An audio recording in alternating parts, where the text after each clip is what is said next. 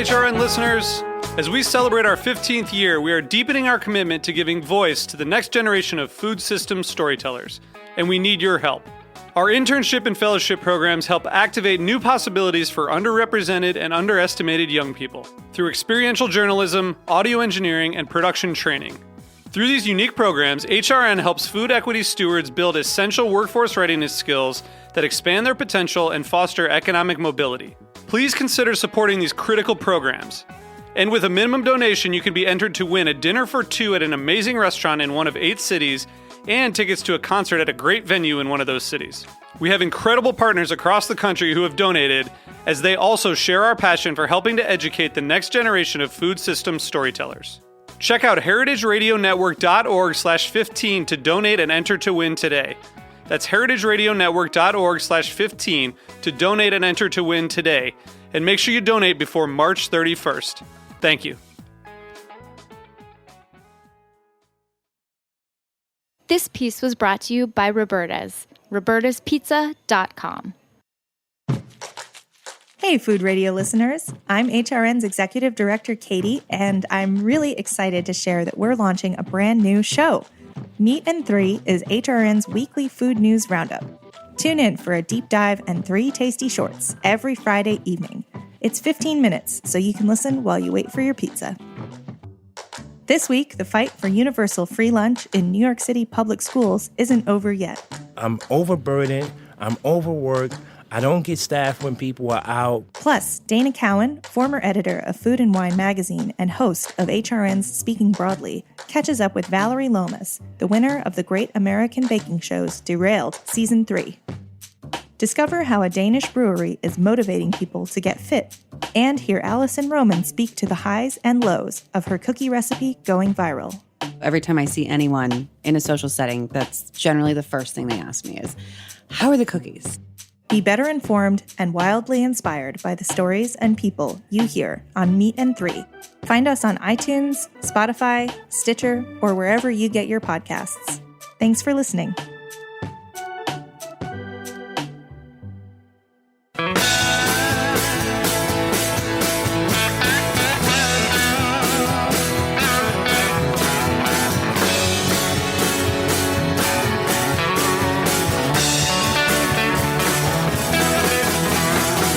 Hey, welcome to Beer Sessions Radio on the Heritage Radio Network. Hey, I'm Jimmy Carboni.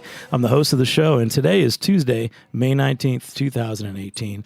We've got some great guests joining us tonight. There's a little bit of a Long Island Beer Week theme, just because our breweries are from Long Island, but this show really came about based on our good buddy, writer, Niko Krommydas, and he wrote some great articles, one of them for Hop Culture about Sand City Brewing, and that's kind of the impetus for the show. So we've got Niko. Everyone go around and say who they are. Hey, Jimmy. How are you? This is Niko Krommydas, freelance writer and currently a guest on Beer Sessions Radio.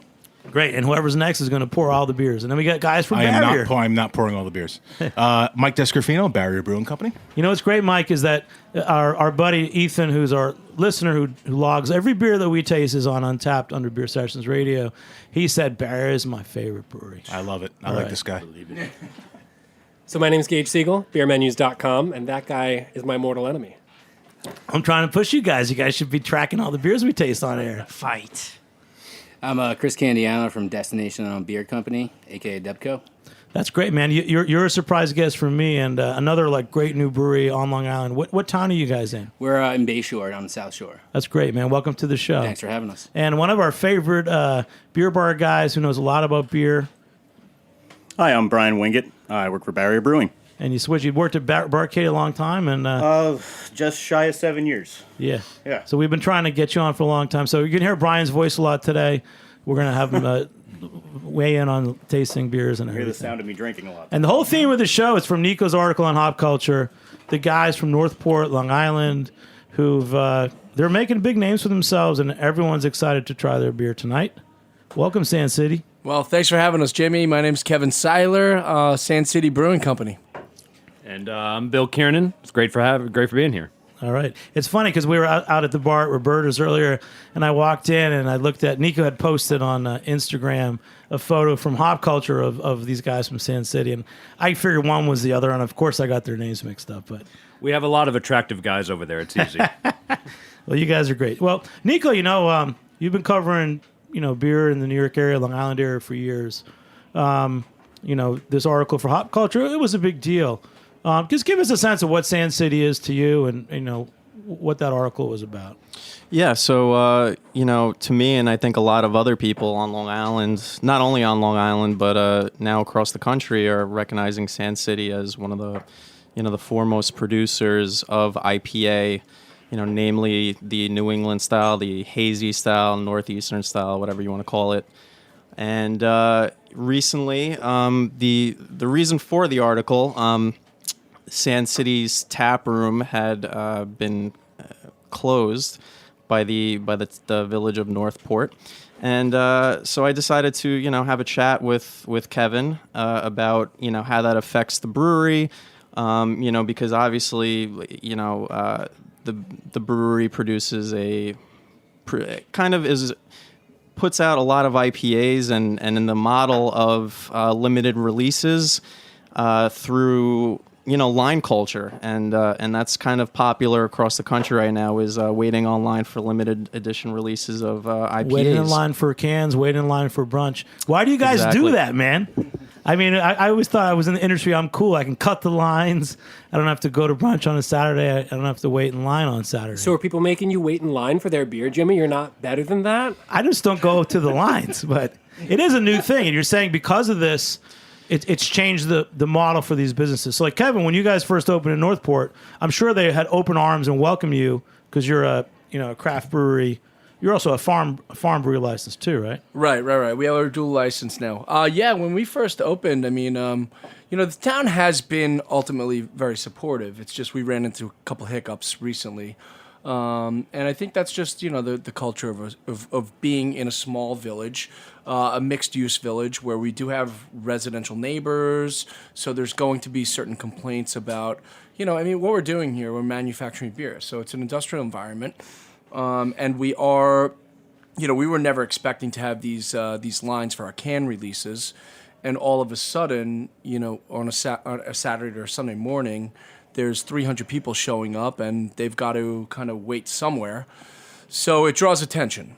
And how many people did you expect to have in your tap room before the whole can thing happened? 1 million. Yeah. Yeah. We had no idea. I mean, we opened our doors, and I think like any entrepreneur, you open your doors, you literally cross your fingers that someone's going to show up. And when you see people walking into your business, it's amazing. And then the first weekend we opened up, and that's what was happening. And it really just never died down for us. So we sort of hit the ground running, which is why, I think we've probably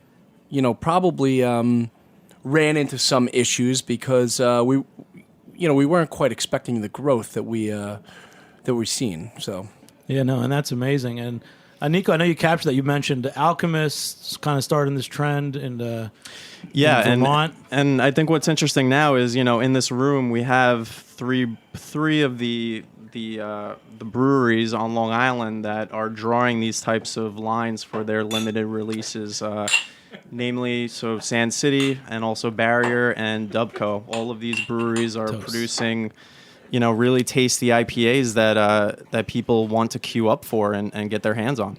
Yeah, we got Mike and Brian are here from Barrier. I think our first beer is that a Barrier? That's our most recent collab with Sand City.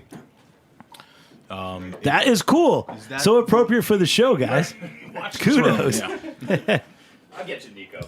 Oh, you want beer? Well, yeah, we also Niko's dry for the show. We also recently collabed with Dubco, so yeah. Yeah, looking forward to that beer coming out as well. And Gage, aren't you going to rag on Niko throughout the whole show? Oh, well, he already beat me to it. Niko's wearing a suit, everybody. If you can't, just picture it, but there will be a photo. It's a suit for radio. It's very loud, though. You look great. It is a very nice suit, and he looks good in suits. Is that Sharks? And Mike, I'm going to give a shout out to Barry. I mean, you got Crocodile. Brian Wingett now working with you, but Yes. you're a great sales rep. And for me, Barry was the first kind of New York City region, microbrewery that captured my attention. I was dedicated to you guys, and I feel like, there was a time probably around 2011, people said, if there's a good beer seal bar, what's the criteria? It's like, do they carry barrier? Well, it's funny because when we were young and started, like nobody wanted IPAs that were hazy. So if we gave them a mild hazy IPA, they would return it. So it's just funny to see where the industry's at now. Of course, there's a whole different flavor. But did profile people now. really notice? The beers are different. It seems I can't even remember. People notice if an IPA was cloudy or not. I always thought it was like just if it was hoppy. No, I think cloudiness was definitely something that people looked at. People wanted a clear IPA, and I think that represented if you want to call it the skill that the brewer had, to create an IPA that had that clarity in it. Brian, you worked at Barcade a long time. You handled a lot of beers.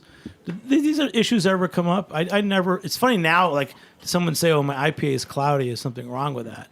I think it's absolutely the pendulum just swinging to an opposite end of the spectrum. You look at the state of the industry a decade ago, and the standard was you want your IPA to be clear. And we've seen how many different trends in IPAs over the past 10 years. We had a prominent West Coast IPAs. People got into double IPAs. You had black IPAs that were kind of flash in the pan. You had brown IPAs were there for even less time. I was a big fan of black IPAs. Bring on the glitter IPAs. Just bring them on. Yeah, black was cloudy. I want the glitter. Black beer matters, Sorry, guys. But this is a great beer. So you guys want to talk about the collaboration briefly? Kevin? So who was in on this beer? Who made the beer? So it was made at Barrier, but brewed in conjunction with Sand City. So we've done about, what we do, Kevin, 4 collabs so far? I think 2 at each place so far. Yeah. I think we're up to 4. Right? Yeah, they're pretty, they're straightforward in the sense of what everybody wants. Double dry hopped, they're all the hops that people want, juice bombs. Our IPAs tend to be just a tad bit more bitter because we like to have that, that's kind of our style. We like to keep a little bit of the West Coast style, but they're hazy, they're murky, but we have a nice balance of juice and softness with a touch of bitterness. Great. Yeah. And guys, let's keep popping beers, too. And I'm just trying to get everybody introduced. So Gage and Chris from Dubco. I'm calling you Dubco. Yeah, please. Just, you guys you're a new brewery. Tell us about Dubco. Yeah, we actually, we just celebrated our 3-year anniversary last week on May 7th. 3 years? 3 years, wow. Yeah. We're one of the smaller guys. Thank you. Cheers. We're one of the smaller guys around in the game. We have a 3-barrel. We just took over the rest of our building. We're upgrading to a 10. So that should kind of help us out a little bit. Like I said, I'm happy to be in the room with these guys. I remember I lived in Rockville Center about 10 years ago when Barrier first opened, and I was into homebrewing and stuff. That was like the place to go, even back then. I think, what have you guys been open now? That's 7, 8 years? In 2009. 2009, almost 10 years, yeah. So I used to go hang out in that back tap room with Evan, and, I think you guys started out with a 1-barrel system as well, right? 1 barrel, yeah. We were on Lawson. Yep. And then we moved it down to New Street, which is like 5 minutes away. Yeah, so these guys were kind of my, inspiration to finally start my own brewery. When we opened, we were on a little tiny 1-barrel glorified homebrew setup. Barry was my inspiration to keep drinking more. Yeah, that too. You know that, but old school. I think what's most incredible about these two dudes, so sorry, you can't see the order we're sitting in, but Sand City and Dubco are both to my left, is that when they opened, you guys both flew through beer to the point where you couldn't keep it in the tap room. And as I understand, continues to be an issue because you are so popular. And I think that speaks volumes about craft beer and the quality of the craft beer being produced at this point. Yeah, I go back to what Kevin was saying earlier. When he first opened up, honestly, my partner and I sat there waiting for people to come in. It was the scariest moment of my life. Like, are people actually going to come and drink our beer? Is this a good idea or not? And we were blessed and lucky enough that, since day one, and it's not just like our friends and our family and our hangers-on, like the actual public comes and hangs out and supports us and drinks our beer. But you guys have to admit, so the New York State has been good. Like, 100%. There's been reforms. People can actually go and buy beer at your place, like a tap room. That's a huge change. And we everyone couldn't agrees exist with without that. those. So basically, those all the changes. models you're talking about is that. Because I know when Barry opened, that didn't exist. No, when we opened, we would get a few locals, which was cool, but it was a handful of people that would support us. But it was mainly distribution. So we were all kegging beer back then. So we'd have to go to and Brooklyn was the majority of our business, Brooklyn and Manhattan, because at the time our distribution network was so small and Long Island so spread out that we were only to really handle Nassau County. The majority of the time. We hit up everywhere, but it was so. And spread now out. I think I can give the secret of Barry's success. Back then, the model was, there's like 30 really good beer bars in New York, including Barcade and Jimmy's Number 43 and other places. There weren't as many breweries, though. Yeah, You know what I mean? It's and that's amazing where what you popped up sold in 5 to 6 Yeah. years. Yeah, and if I could just chime in, I think that's a real testament to New York State, the New York State Brewers Association, Empire State Development Fund. These are individuals Governor. that are, the governor. You gotta absolutely. say Governor. Thanks, Governor, Paul and Stefan. Thank you, Governor. The Gov. The modern legislation has really been, to promote that local industry, because I think they see what kind of an incubator it can be for small towns. And I think you see that all up the Hudson Valley, all on Long Island, Bayshore, Northport, all these other towns like Riverhead, tremendous influx of cash. And, that brings, a highlight to these local other small businesses, restaurants, mom and pop shops, clothing stores, but I think the big thing that's happening right now is that, and you see this with Dubco, with, all these other Long Island breweries, Barrier, is that the bar has been, kind of rising exponentially about what is going to be the next, good beer, the next, kind of great use of ingredients and procedure and protocols. And I think that's a testament to the industry overall, but especially in New York State, where there's such a huge, per capita amount of talent. Of course, New York State represents. What's the second beer that we're drinking? I know you just poured it for me, Bill. So. I'm drinking. You're drinking Oops, I think. We Oops, I opened hopped my like 5 at pants. the same time. Say it again. What am I drinking? Oops, I hopped my pants. And who made that beer? It's Sand City. Sand City as well. So it's hopped with you got Columbus, Centennial, Chinook, and Summit. Beautiful hops that everyone hates on, and Absolutely, nuts. absolutely. So let's ask Mike. So Mike, let's ask Mike, because Mike's my buddy. I know he's an industry veteran here from Barrier.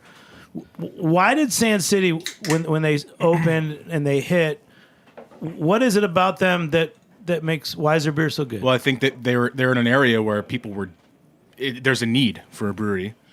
Two, they're doing beers that people are digging. It's not, it's low bitterness, it's juicy, it's hazy, and people are excited. People are excited about new things, and if you do it good and you do it well, they're going to stay excited and they're going to support you. Yeah. So I think Long Island, excuse me, had a lack of that in a sense, where a lot of brewers were just kind of just doing their own thing, and that was cool and all. But I think it was a lot of separation in terms of just creativity, and a lot of breweries now are coming together too. A lot of collaborations in the island. Where I think we're getting a lot stronger too. And I mean, number 3 is I know this is a radio station, but I mean, look at me. Look at my face. So, I was just drawing. You can't say that when Niko's in the room. He It's looks true. so good. Actually, I just want everyone to know we did just post Niko's picture onto our Instagram page. Oh, dear And God. what's the Instagram, bro? Yo, did you tag me? Sand City Brewing Instagram page. So go check it out. You'll see Niko in a suit, and he actually is still on the show right now. So, Oh, Kevin, you're a sweetheart. yeah, well, I'm actually upset You gotta Nico's not flaunt it, wearing bro. his ECW shirt. I don't want to take a break, but we got it for some purposes. We'll take a short break. Back in a few minutes on Beer Sessions Radio. All right.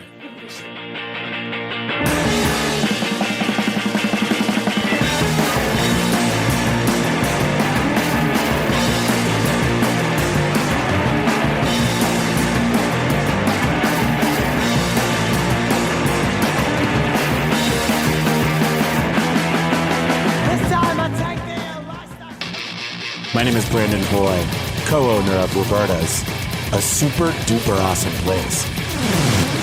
Roberta's is a very, very, very, very proud sponsor of the Heritage Radio Network. We're also super awesome. Thank you, Heritage. Hey, welcome back to Beer Sessions Radio on the Heritage. Are we live right now, David? We sure are. That's Jimmy. funny. I said I was giving Kevin from Sand City instructions. I said, Kevin, just keep pouring beers, and every time you pour, just say, I just poured Jimmy this. So, Kevin. Yeah, I just poured Jimmy enough already, which is our Goza beer, and we've been doing a variety of different fruits in there. This one's blueberry and blackberry, 4.5% Goza beer, so It's got a good bit of sea salt in there, little bit of coriander, and then some fruit. So It's not. It tastes more like a classic Goza, which I like. And so those of you listening, a little bit behind the scenes, I do have to work hard to keep the show going. But the one thing that's great is that guys like Kevin, first time on the show, we've got natural talent in the room. So cheers to you, man. As a brewer and a talker. But thank you. What do you guys think about Goza style? I remember the summer of 2015, Eric Asimov of New York Times wrote, and Brian's going to join me on this, had a big article about, summer of Goza. And we had a lot of fun with it. But I'm really into like the classic kind of German style Gozas. And I feel like Goza's become the style that I actually hate. I hate when it's like limey, and I don't want lime. But this is a nice Goza. Brian, how has Goza been for you? I think when it first really showed up on the market, the first one That's a new that I t-shirt. took notice of was the Anderson Valley, the Kimmy, the Yink, and the Holy Goza. And it's come a long way, and now people are doing stupid shit like putting Ferrero Rochers in their Gozas. I saw that today. Oh, toasted coconut and It's yeah. Droid Theory out of Droid Theory, Maryland, I believe. Oh, I saw that. It looks disgusting. Yes. I don't know. I mean, Put a human head. I'm kind of for that. I'm just for creativity in brewing. I think it looked pretty kind of. I'm for whatever dumb shit you want to do once. Thank you, Gage. We're gonna do a show with Gage and Niko, just kind of chiming up. But Only if Gage wears a suit. I care about good beer. That's the thing, and that's like I like this Goza, and I'm saying I like it. It's funny because in 2015, suddenly it was like it hadn't been included in Garrett Oliver's Oxford Encyclopedia of Beer, and he was pissed that this big article that summer was about Goza. It's the only style that wasn't included in the Oxford Encyclopedia of Beer, but suddenly everyone's making one. So, keep going with it, guys. Yeah, I just want a good one. Goza doesn't just mean cheap sour beer. Absolutely not. When we opened Upco about 3 years ago, that first summer we did our Goza. We call it Gilgo. It's a local beach on South Shore, Long Island. So we did it in the warmer months, and people tended to, be asking for it year round. So now we made that kind of a rotating series, like Kevin did with his Enough Already, where we'll take our base Goza recipe, which is super traditional, German style, and we'll rotate the fruits. So our past one we just did was passion fruit and guava, and it was pretty well received. P.S. Kevin needs some more guava, next week. But it's definitely a very popular style. Even I heard your I think last week you guys were talking about the sours and then the fruited sours and lactose sours. That's definitely a very popular style for us right now as an alternative in a tap room to all these IPAs and the more traditional stuff we do as well. I think that talks a lot to the stress that breweries facing the consumer as becoming, incredibly educated about tastes, and having to at one time kind of create, for lack of like a better term, these flagship brands that can be recognizable while also simultaneously, pushing the envelope. And when the stress of making a beer is that, you're brewing for systems like ours, a couple times a week. So when you're kind of making 10 barrels, 20 barrels in a double brew day, you're kind of making a choice to kind of say, I'm going to take this and push it to the edge a little bit and see what happens. And that could fall on its face, So I think it's a testament to all these guys that people keep buying their beer and enjoying it because it could go in any direction. It's funny, Niko, in your article in Hop Culture, as part of your interview with Kevin, you guys mentioned you made a beer with Yeppe from Evil Twin. Right. And what did he put into the brew tank? That guy threw it was like a donut. He threw one fucking Danish in there. Only one. One. Himself? So Isn't that his? Yeah, it wasn't even a whole Danish, right? That's his lucky charm, isn't it? Oh, absolutely. But we're having a good time. We're having a couple of beers during the day. So he thinks it's funny. Let's go up there and throw a Danish in. No problem whatsoever. Other than all of a sudden, we're printing our labels up and we're like, shit, we have to put on there that there's nuts in this beer now. Even though it's one Danish, I mean, what are the chances anybody's, but again, your luck. Right, exactly. Those are very good Someone chances. from the village of Northport will definitely have a nut allergy and will die because of that beer. So we had to register it as containing trace amounts of nuts and all that stuff. So especially since he's up there, dancing around and throwing it in on Instagram. So anyway, but that beer came out great. We actually what was that beer, Kevin? It's called Even Mo Hygge. Hygge. Hygge. Hygge. Danish hospitality. Hygge. Exactly. There you go. We know this stuff. A fantastic beer, I must say. We've got one in the fridge, so we can crack into that Let's now. keep tasting. And on that note, Kevin, like it was old school days. You'd be like, oh, someone wants to be a chef and go into culinary school or start as a chef.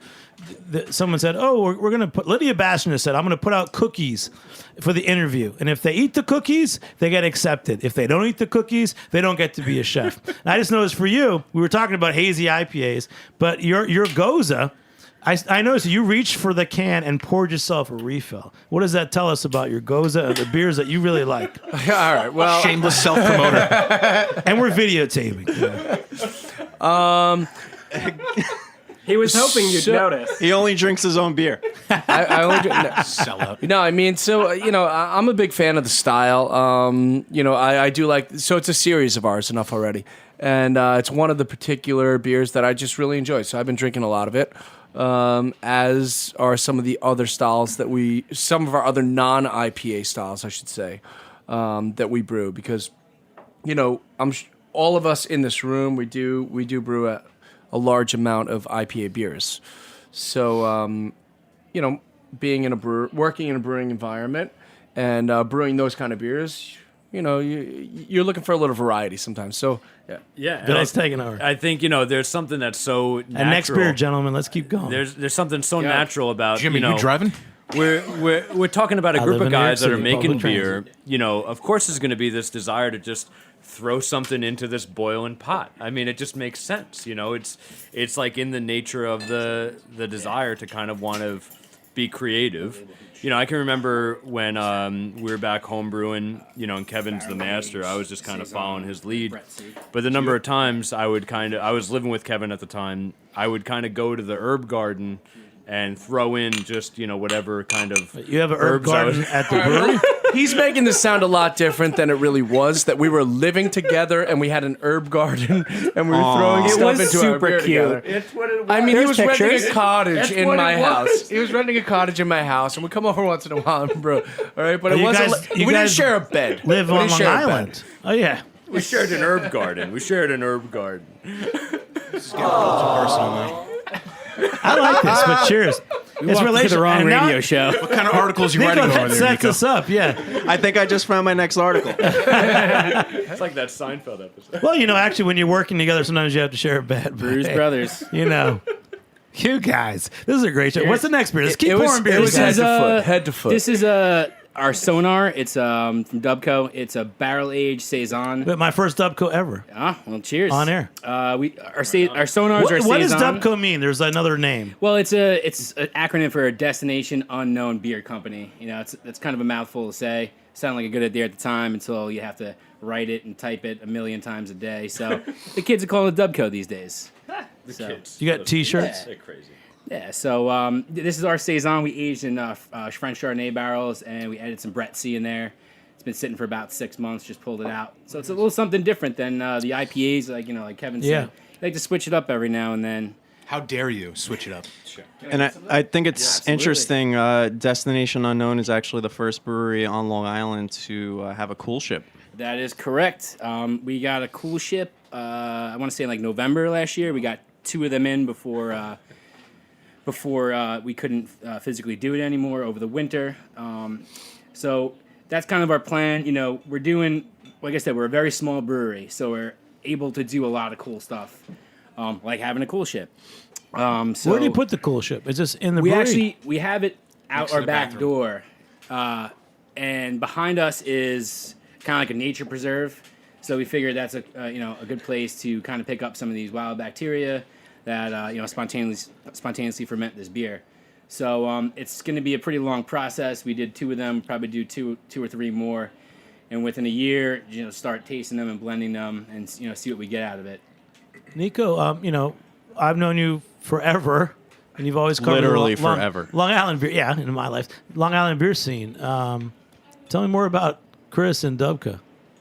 I think the breweries in this room represent the best of Long Island brewing right now, and that's whoa, that's a pretty profound statement, if Appreciate I do say that, so Niko. myself. No, I've always looked to you, and I appreciate you, man. I'm gonna give a big shout out to Niko Krommydas. 10, 12 years ago, you were like one of the real core guys who was writing about craft beer in New York City and the region. Jimmy, do you want to start an herb garden? Yeah, sure. Why not? And share a bed? It's the next step. Yeah, I think that's the logical next step for us. Can I give a shout out? Let's shout out Long Island breweries in general. I just think, baby. within I would say in the last 2 or 3 years, it's just changed on the island, 100%. Well, what's great? I mean, we kind of push each other. Like we say it's a kind of cliche, but rising tide, raises all ships. Sure. It was kind of the Wild West for a bunch of years there. It was, breweries sporadically placed throughout the island, a couple brew pubs. The past few years, a lot of these guys are popping up. Kevin was there to support me when we opened, and I was there to support him when he opened. And we really do drive each other, to push the best product to our customers, Yeah, absolutely. I think that's, such an ethic about brewing in general, is that anyone who goes out there and says I and me, they're going to fail. I mean, it's all about the community, because at the end of the day, you're drinking some beer. And, all these guys have been just like that sense of community has been incredible. Brian, how's it for you? You're Barcade, you were one of my, diehard beer bar guys for a long time. I'm still fairly new to the Long Island scene. Cinco de Mayo marked 6 months with Barrier. Before that was an extended tour with Barcade. And so I had more of a wide grasp on the American beer culture, but not necessarily what was going on Long Island. I moved to Brooklyn about 9 years ago and rapidly started immersing myself in bar culture and craft beer culture, to be specific. I went through a bad phase in Hoboken when I was drinking a lot of questionable beers. I've come a long way from then. But you opened Barcade in Hoboken? No. You were living there? I lived in Hoboken Different for a long era. time and started bartending there at a little Irish dive called Duffy's. It's now called Cork City, and they're killing the craft game over there. But moved to Hoboken. Moved to Brooklyn, rather. Had some boring desk gig for a long time and started getting into home brewing. Brought my beer to Barcade, and they liked it enough that they offered me a gig there. So I worked there for a long time. In about a year and a half, 2 years, I was taking over the beverage program in Brooklyn. Stayed there for about 2.5 years, opened up the Chelsea spot, was there for about 3, then about 6 months between the Jersey City and Newark spots. No, it's great. I've wanted to have you on the show for a long time. I know you worked on Tuesdays a lot. You couldn't come on live. Scheduling difficulties for years on end. Well, was this cool? There was that bottle. Was that bottle from Dubco? Yeah. Yes. So you had a bottle, and it was cool. You were the only guy with it. You had a bottle opener ready to go. And I saw the physical, the skill sets that we all have. But when you've been like working behind the counter as a bartender, He's not trigger shy. And chefs, yeah. But you've got the tools on hand, and I saw his physical. I always carry a bottle opener. If I don't have a bottle, I always carry a lighter, even though I don't smoke. And just to clarify, you're saying that no one in New Jersey knows how to brew beer, right? Shots fired, world star. Don't let Augie hear that. Well, there goes our Kane collaboration. Thanks, buddy. I'm totally joking. Keep going, Kevin. Wow. World star. Sorry, Augie. No, I was actually in Asbury Park this past weekend, and I was at a decent place with a decent beer list, and they primarily had Stillwater and Evil Twin. So maybe they don't. They had Maine beer on Shout tap. out to Magnify from Jersey, by the way, our boys. Yes, Magnify, Magnify, Kane, They're trying to make up for their shit, but I live in Jersey, all right? I have to. But it's good. I wanted to get everybody talking on the show. But there's one more beer. This is another one. What was this one, Bill? You just poured that for me. I don't know what You just poured me. That's He's pouring that's a beer. milkshake. This is That's a Kickin' milkshake Knowledge from IPA. Barrier, yeah. So we made that for Christ. You made it for Burgerology. Shows my Long Island knowledge. Jesus. Who makes the best milkshakes, by the way, on Long Island. Not wrong. We did a lactose milkshake show last week, so listen to that one. But we're taking a short break. We're back in a few minutes on Beer Sessions Radio. All right.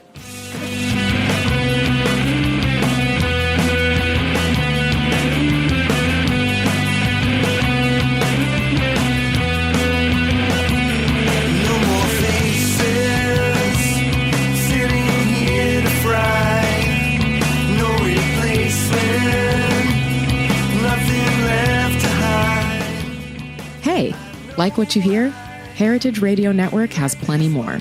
With fresh programming every week, we've got something for everyone. Trying to start your own food business? Concerned about where your food comes from? Looking for the best wine or beer to bring to a party? Find our shows on iTunes or Stitcher, or head to heritageradionetwork.org to listen live and subscribe to our newsletter.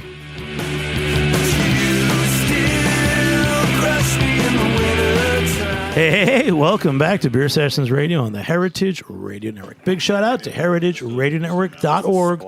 Become a member. I know these guys, this is like the cool horses ready to get out of the gates show. Get some great guys. The best breweries on Long Island, right, Niko? Absolutely. Barrier, Dubco, and Sand City. But I want to just say there's a new show on Heritage Radio Network called Meat and Three. It's more of a news show. There may be some beer content on there as well. But just check it out, heritageradionetwork.org. That's why we're here. Someone asked earlier, how long have you guys been on? Well, Roberta's Pizza opened, and then 2009, Crazy Patrick Martin, founder of Slow Food USA, said we got to do a food and beer network. So that's us, Beer Sessions Radio. All right. So guys, Kevin, you're pouring me. What's the next beer? It's like a dark hazy beer. Yeah, no, this is the Even Mohuga. This is the collaboration we did with Evil Twin. There's no nuts in this, right? Trace amounts of nuts. All right. One nut. Two. So does everyone have some? Nico, you need some? Yes, I have your nuts in my mouth but, now. No, you have a Yeppa's nuts in your mouth. You definitely have Dane. That's international nuts. You have a left or a right. So, we don't know. In any event, so this is it's an imperial stout. Left or right, Mike? Came in about 14.5% alcohol. And did you brew this by you? That's team for you. Yeah, we brewed this at Sand City. Yeah. So how does it work, Kevin? So like guys like Yeppa, we know, international gypsy brewer, our buddy. When did you guys meet? Tell us the backstory on that. Honestly, so or you just know everybody. He's got a herb garden with everyone. Exactly. No, so I mean, Jeppe reached out to us a while back and just said, he's tried some of our stuff, enjoyed it. So then, we've been in contact over the past year or so, and finally we're able to get together and brew some beer. And so he headed out our way, and that was about it. So you guys are trying to tell me that I should ask my friend Jake Gyllenhaal, the actor, who wants to be in a movie called Herb Garden Brothers. Yeah, I listen, Jimmy. That's only going to help you. Definitely get in a movie with Jake Gyllenhaal. I mean, I'd do it. All right, we'll do it. I'm going to be super jealous, by the way. And who gets to drink the beer? I'll buy pre-sale tickets for that. I'm on board. But I like this. This is Hoogie. This is a good beer. It's like. Yeah, and you guys are doing good stuff. I'm really happy with every beer I've had so far. I'm actually more impressed at Dubco. You had this like 6-month cool ship saison. Yeah, I mean, besides like Kevin was saying, besides doing all these crazy IPAs, when we opened up, I would like to brew traditional styles. My partner Brad would like to brew more traditional styles. A few years ago, it was more the West Coast IPA. And kind of reluctantly, when this hazy New England style came around, a lot of customers were asking us to kind of get into it. That's why one of the beers we're drinking is called For Science. We brewed a New England IPA literally for science, just to see if we could do it and what the reception would be. And then that kind of led into all these offshoots of that, iteration of that beer, which is a good portion of the business now, but we still like to do a lot of cool stuff, spontaneously fermented beers, barrel-aged beers. We do a lot of kettle sours. This is Dubco For Science. That is Dubco For Science number 5. So that just came out for our anniversary last week. So it's the 5th version of that. It has 5 different New Zealand hops. It's basically the same double IPA. We rotate the hops in it. What are you using for hops? That was Galaxy, Enigma, Motueka, Waiti, and Wakatu. Let's go back. I want to go back to, the lead story was about how in your town, Sand City, there's some issues with just how busy, your tasting room is. And I know that the laws have changed so that you can actually go to, a brewery in New York State and go to the tap room. New breweries are basically being built around their tap rooms and also buy things like cans and everything. So let's go back to that and just talk about how it's impacted your business. I mean, did you guys open before that law was in effect, or was that a reason to open a brewery? No, we opened actually when we were going through our licensing phase. That law was just being enacted. So when we opened our doors, we were allowed to sell pints, beer to go, without having to have a separate license. That was all part of the microbrewery license. I know, a few months earlier, it was required that you would have to have a separate retail license in order to do Right. so. Yeah, Kevin and I opened up about 6 months apart from each other. Right. Yeah, so when we opened, we needed that separate retail license. It was in the process of getting approved where it would just be under the same umbrella. But that 100%, drove our business and our business model. Us being such a small brewery, we didn't have, that kind of income from distribution. It was literally tap room only. And then the can line, could you have sold cans the same way under the old license, or is that Under just the a tap retail room license, thing? yeah, you could have sold cans on premise, cans. But without bottles. the retail license, could a microbrewery formerly been able to sell cans the way you are now? I believe so. It's been a few years now. I'm not really sure. I think Mike will be able to maybe say more about that because you guys were open. I know that you guys were originally a microbrewery license. Yeah, we weren't farm brewery. we weren't doing any distro in terms of package for So it was on-premise 2014. and off-premise only. Right, but from you the were brewery. able to sell your We cans were, yes. retail. We yeah, were sure. able to sell. We started as Bombers. That was our 1st. But yeah, we were. Yeah. And then what happened? I mean, the can thing just took off. That's it. So no Other one half planned happened. for it. But really, no one planned for it. The laws were already in place. So this wasn't about regulations. This was just. It was a shift in the took industry off. about on premise and then off premise. Growler sales were a big thing when we all kind of opened up, and then Not so much anymore. Yeah, not so much. Because people get fresher beer, packaged beer in cans. We do crowlers as well, but the cans really, And I love it because people are speaking. This is what they want. Right. If they want a low IBU, low bitterness IPA that's hazy and cloudy, well, you got to make it because that's what people want. That's what the market dictates. Yeah, at the end of the day, I mean, these beers are desirable. People will wait in line for them, and that's what it is. And some do them better than others. Some don't. But your liquid, at the end of the day, will speak for itself. Niko, do you want to sum up the can line thing? I mean, we all know it. People waiting in line for cans, but yeah, I mean, I love cans. I'll even seek out at beer bars. Often now, I will get a can rather than getting a draft. Even. I mean, look, it's a double-sided story. Like I think that everyone wants to wait online and everyone wants these cans, but the fact is, a lot of people that wait in line or can't wait online don't get access to these cans. So I think a lot of breweries, Dubco namely, they've been trying to manage steps, take steps to manage their lines and how their fans access their beer. And I know Gage can speak to kind of, those alternative methods in terms of can sales. So that's what we've been working on, Jimmy. Beer menus? Beermenus.com. We've been working on a can seat pre-sale platform that'll allow the breweries to bust that line culture, to use a startup term, disrupt line culture. So that the consumer who can't come and out... it's not fun anymore. Well, you can still get the beer you want, and when we make it a democratic process. If you can just buy the beer when you want to buy the beer. You don't have to show up at 4 p.m. on Thursday or 10 a.m. on Saturday, and if you can't wait in line, hope. Do you that know by why Brian and I worked in beer bars for so long? Why? So we didn't have to wait in line. Exactly. And Industry I think cred. Sean from Brian? 6 Point. I don't wait in lines. Shane from 6 Point made a really great point when he put an article out in Hop Culture about their app that they were doing, that the most important thing in beer in 2018 is going to be people taking their time back. Because waiting overnight for a beer is Three's obscene. doing that? Three's is doing that, though, right? Three's is doing a Some pre-sale. breweries are Yeah. definitely doing that. Yeah, there are breweries doing pre-sale, but our goal was to offer pre-sale as really simple for breweries to manage. We would take care of the legwork, but additionally, you get to tap into our 6.5 million U.S.-based beer drinkers at Beer Menus. Wow. Why can't I just go to ABC Beer Co. on Avenue C and take my pick of all the cans in the window and the drafts they have, and there's probably a seat at the bar. You have to tend to your herb garden, Jimmy. Oh, yeah. You don't have time for that. I'm old school. I never wait in line, kids. There's kind of like a bootleg appeal to it. So back in the 80s, a lot of these bands got popular because people were bootlegging the mixtapes and sending it out to their friends. Kind of like here. It's like, I'm going to go to Sand City. I'm going to buy this 4-pack. I'm going to trade it or send it to a friend.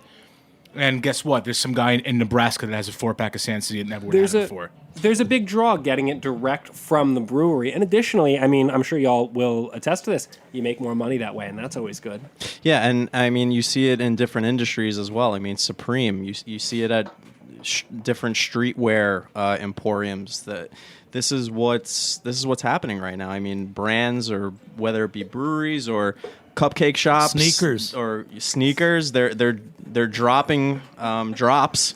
And people are waiting. I'm available they're waiting on online for Saturday. them. Absolutely. I'm available on Saturday for $20 an hour. I'll stand in line at any brewery as long as you need for me. Dubco going into this venture with beer menus, it was sheerly an availability issue, which has been our problem since day one. Like I said, we're pretty small, so we don't have these 100, 200 case drops. It's maybe 50 or 60. So we wanted to make the playing field kind of fair for everybody. Even with limits, and even if I limited one can, I still only 50 cases is not much beer to get out to the public. So the first couple we did, and if we release at 4 o'clock on a Thursday, 5 o'clock on a Thursday, people are still at work and the beer is gone. It just sucks for everybody. So this kind of evens the playing field, especially for us. It's availability. I get the whole line culture and everything that goes along with it, but it was surely just to help us and to help our customers. So we'd have regular customers who wouldn't even get the beer. The people I see every day, in and out every day. But there's something cool to see in that, though. Like, I just saw somebody check in my beer from Washington State. That how the hell did they get that? Because a friend sent that to them. Right. And they were completely wrong in reviewing it. but it's and in true. the end, they didn't treat it right either. I mean, there are positives. I don't read and Yelp negatives. reviews. I don't read on tap reviews. Don't do that. I'm an outlier. You have cropping to do, Jimmy. No, there are positives and negatives to line culture. Like I did before I did the article with Sand City. I did the article with Shane and 6 Points new app. I see the argument for both sides. So it's a complex issue, definitely, and I think brewers are, No, and I'm really happy that you wrote that article and we got to meet these guys. Let's do a quick wrap up. First, the last beer, someone's New England IPA. I don't even know who it was. There's like 17. And it's the white that's label. Actually, no, that's the collaboration. For locals to local. Oh, this is the local. So we teamed up with a bunch of breweries, and it's all Long Island based. It's 4 Long Island Home Ds and Long Island retail stores that sell beer, and it's basically coming together and making a beer for the retailers. It's only available there. We're not selling for Long Island Beer Week or something else. No, it's just in general. And every brewery is gonna have. So we started off where all of us got together, all the breweries involved got together, and just brewed a New England style IPA, sent it out to the Home Ds, and now I think Greenport was the next one to brew it, solo shot, and then every brewery is gonna have their own. I don't understand. It's the same So label? this is basically, No. They're different. They're different labels. So this was who brewed this one? This was under collaboration of all the breweries involved. So this basically is in retaliation to Total Wine coming to Westbury on Long Island. So Total Wine is basically a nationwide conglomerate, kind of a Home Depot of wine and liquor. So they had such competitive pricing. It was literally half price of a Home D that's in the same neighborhood. And that's their MO. They just come in, destroy the prices, put everybody out of business, and then they jack them back up. So this is like, a collaboration between other local businesses, beer distributors, Home Ds, and local breweries to try and combat, this type of. And what is it? Lower priced? Yeah, so they wouldn't be undercut. Yeah.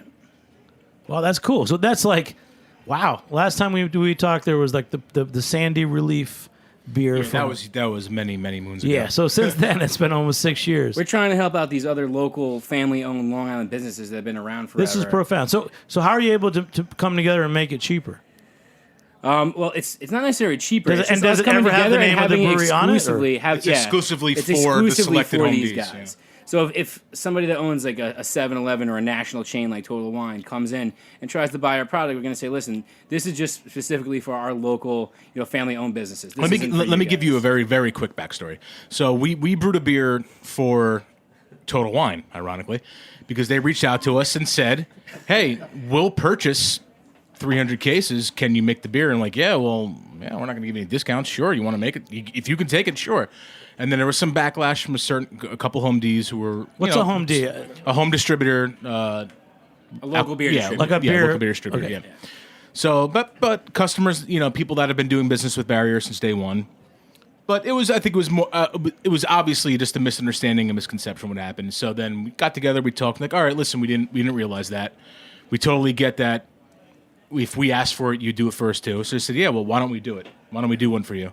So then it just escalated to having a select amount of Long Island breweries that come together. So which Long and do Island it. breweries are making this together? Says it on the can, and I have to get it. Hey, you got to read it. This is a big story, man.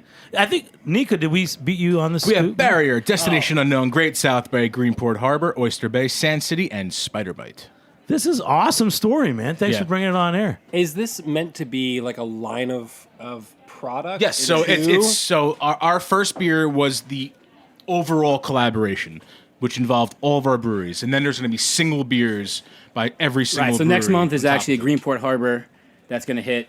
For June, I want to say July might be Oyster Bay. August, I think we're involved in. Yeah. So every month, these guys are going to get a new drop from each of these breweries involved. The This first is way one, bigger than a Long Island Beer Week. This is like This a is- new way of looking at business. It's us helping out the people who helped us from the beginning. These local home beer distributors, giving back to us. Saying, look, we'll exclusively carry you guys. We've been there since day one, and we're trying to help them out. I'm going to toast to that. It reminds me of a movie I saw, I think, called Beer Culture, about all the independent craft breweries in Colorado like 6 or 7 years ago. Artie banning Lang to was in that, support- right? What's that? Artie Lang was in that, right? Yeah, right. To support all the It was just local good to see something that could have package turned stores. to a negative, turned to a positive. Absolutely. This is a huge project. Just say it one more time, Mike, exactly what it is, because this is hot shit. Local to locals. Shout out to Andrew Preston. Thank Andrew you. Preston from where? From Hicksville. Hicksville Beer and Beverage. Soda. All right. And then, Kevin, you're down with this. It's a pretty cool project, right? Yeah, it's great. I mean, I think So little guys coming together to sell to other little guys, and this is a model that people could use around the country, right? Yeah.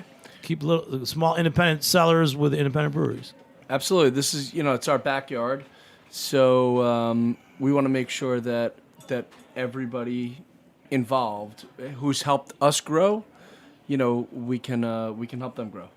Okay, so and, on that and, note, and I think people will be excited for it. Absolutely. so do you have to make, as a brewery, if you're doing this model, do you have to make a light lager? No. No, I think it's what the people want. This was a double IPA. So Yeah, this was The next one 8%. I want to say is an IPL. IPL, but it's going to be hoppy. It's going to be hazy. It's going to be, what people. right, and ours. No is one's going to say no to it. Ours is clearly going to be a rosemary hibiscus, some sort knew of it. something from the herb garden. Don't forget the guava. You're gonna be fishing in Carboni's garden. It's all right. I already got a garden. These guys are going to come over. We'll do collaborative gardening, Hey. Yeah. That's the future of He's trying to cut us off. But Nico, let's No, wrap I'm it not. up. Thanks for bringing out, these guys. I've been wanting to meet Sand City. It's actually the first time I've tried your beer in Dubco, too. So Thanks, man. it's one of my perks. And any next time you stories tried coming Barrier, up or so. anything, Nico, that we should... I'm actually working on a story about Houston's New England style. Sorry, too many drinks. I'm working on a story about Houston's NEIPA scene. All right. And I think we've all had a lot of beer. And then this guy, Bill, you poured me another beer. I don't even know what it is. Is this something we already drank? I have no idea what I poured you. But let's beer. say that it's Walks the Throne, another collaboration from Sand City and Barrier. Boom. Nico, I mean, I think the real story that you have to go after, and I've spoken to you about this, is every week we get a request for labels from Eastern European countries, and I think there's something going on over there. I think they're bootlegging beer. Really? Are you Yeah, ser- I think- this is a serious question. Are they? Yeah, I'm straight up serious. They're man. requesting labels, but not beer. We every week I get an email from a place. You got that same one from Bratislava? Dude, Bratislava, Yeah. double What? Bratislava, bro. So do they want like one or they want a labels? roll? They want the whole thing, man. I think this is a whole thing that you can Wow. blow Their wide craft open. beer Bootleggers. industry This is- doesn't want to make their own. They just want to copy yours. I think they just want to make a beer and then use And the then label. just put the labels on it. put out Interesting. put out a shitty pilsner and label it a hazy double IPA. Why would they request your labels? Why don't they just pull it offline? Or Dude, come on, man. Our label's legit. I mean, I don't know. I You know how think much this is, toner costs? In Eastern Europe? But all joking aside, I mean that's for real. I mean that's a tip, Nico, Wow. for free. Just one more thing. Thanks They for that actually want to scoop. buy your labels. No, they want them for free. Naturally, come on. But you know what? All joking aside, Nico puts the miles in, and he's a great writer, and he kind of shows up. Thanks, and dude. everyone knows that he shows up on like a Saturday, Sunday morning to hang. And he looks damn good in a suit. I've seen Great him in his suit. other clothing, but like right now, I would get an herb garden with him in a second. Kevin, I would plant rosemary somewhere with you. No lemongrass. You'd plant in Ridgewood. You'd go home. Let's wrap it up, kids. All right. Literally, March wrap it up, just kids. started, Shit's man. getting Always weird. wrap it up. Anything, Dubco? Anything going on with you guys? Just want to shout out this Saturday, May 19th, we're doing a charity event at the brewery for the Dana-Farber Foundation.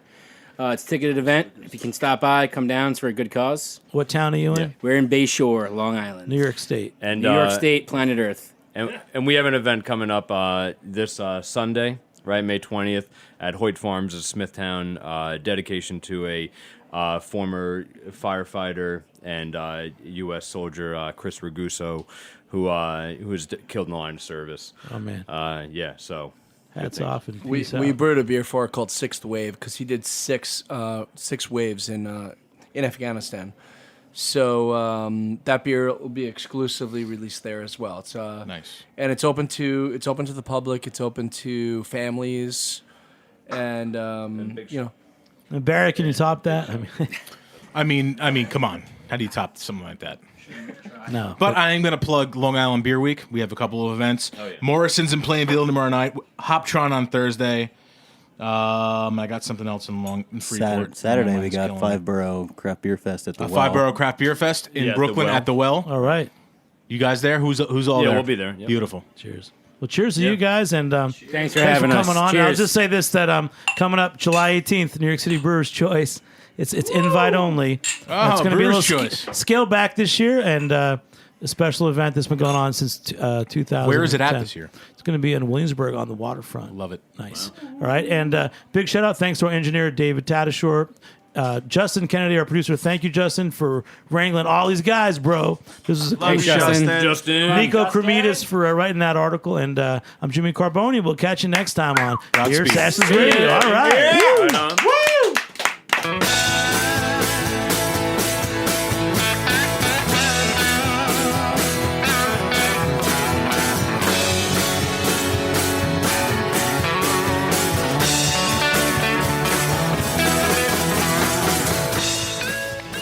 Thanks for listening to Heritage Radio Network, food radio supported by you. For our freshest content and to hear about exclusive events, subscribe to our newsletter. Enter your email at the bottom of our website, heritageradionetwork.org.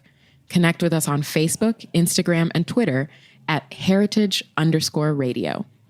Heritage Radio Network is a nonprofit organization driving conversations to make the world a better, fairer, more delicious place. And we couldn't do it without support from listeners like you. Want to be a part of the food world's most innovative community? Rate the shows you like, tell your friends, and please join our community by becoming a member. Just click on the beating heart at the top right of our homepage. Thanks for listening.